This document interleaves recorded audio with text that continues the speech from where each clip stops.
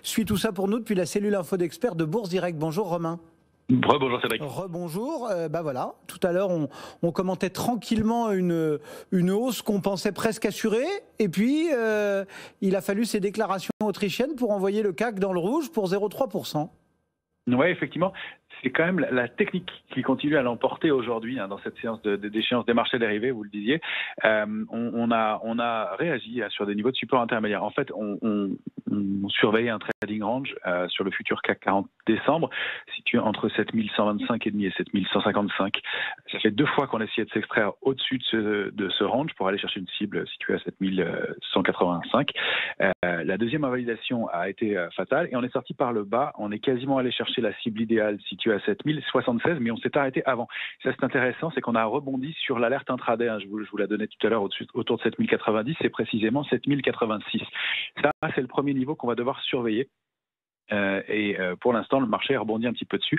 Donc, entre 7125 et 7086, c'est là où les choses vont jouer. Ceci dit, ce qu'on note là et ce qui est en train de se jouer pour la fin de semaine est pas terrible parce que on est en train de créer des structures d'épuisement et comme à l'échéance du mois de septembre dernier, l'alerte qu'on pressentait, eh bien, elle se développe non pas après l'échéance, mais au moment de l'échéance. Et c'est pas de très bon signe pour le début de la semaine prochaine. Donc, on est en train de créer bien peut-être cet avalement baissier, c'est-à-dire que la bougie du jour englobe la bougie d'hier, et ça en haut de marché, c'est pas extraordinaire. Si le futur CAC 40 clôture sous 7140, donc ça a l'air bien parti pour ça. On peut noter aussi une structure d'élargissement, c'est-à-dire que bien le marché est un peu désorienté en haut et on forme des plus hauts de plus en plus hauts, des plus bas de plus en plus bas. C'est une petite structure, elle n'est pas très importante, ce qui laisse à penser que le mouvement de retracement ne serait pas trop violent, mais en plus de la complaisance qu'on notait sur le mois de décembre, le niveau de couverture qui est assez faible et qui n'augmente pas. L'activité sur les options décembre est faible, 1200 puts traités depuis ce matin. Ça ne va pas compenser le manque de couverture qu'on a déjà noté plus haut. Donc, ce qu'on va surveiller graphiquement et techniquement, eh bien, c'est le fait de préserver 7086. Ça, c'est juste l'alerte intraday. L'alerte de court terme, celle qui remettrait en cause l'impulsion haussière qu'on connaît depuis mi-octobre, ce serait sous 6981. Là, on déclencherait probablement une baisse un peu plus marquée qui nous renverrait au-delà autour de 6008. Les niveaux, c'est 6878 et puis 6809, qui sont des niveaux techniques importants en dessous et qui seraient, à mon sens, le retracement maximal qu'on connaîtrait si ça accélérait. Maintenant, il y a toujours de l'intérêt, il y a toujours du cash disponible, des investisseurs qui qui ont confirmé leur intérêt et leur souhait d'acheter sur repli, qui n'ont pas pu le faire, probablement pas assez.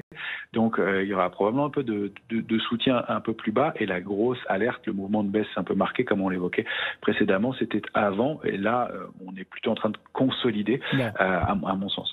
Actions européennes donc qui sont un petit peu malmenées ce matin et qui cèdent du terrain après, on le rappelle, l'annonce de ce confinement généralisé en Autriche, mesure d'ailleurs que le gouvernement allemand dit ne pas pouvoir exclure pour l'instant face à la résurgence de l'épidémie. Ça, c'est pour les actions. Un mot aussi, Romain, si vous le voulez bien, du marché des devises, parce qu'il se passe pas mal de choses aussi sur l'euro. Oui, effectivement. On a déclenché sur le dollar même une impulsion haussière depuis quelques semaines maintenant, qui au franchissement il y a une dizaine de jours du niveau de 94 sur le dollar index a donné une cible aux alentours de 99. À l'inverse, sur l'euro-dollar, on avait une structure de retournement baissière qui s'est mise en place depuis longtemps et qui, sous 1,19 a été validée pour donner une cible qui se situe entre 1,11 et 1,12. Les niveaux techniques proches, c'est 1,1435 et en dessous, effectivement, c'est cette cible. Donc, ça, effectivement, ça profite au secteur du luxe, on le voit, un euro faible, qui profite notamment au secteur du luxe. On n'est pas loin des cibles maintenant et peut-être y avoir une petite pause dans cette accélération, même si on n'a pas encore atteint parfaitement ces niveaux-là.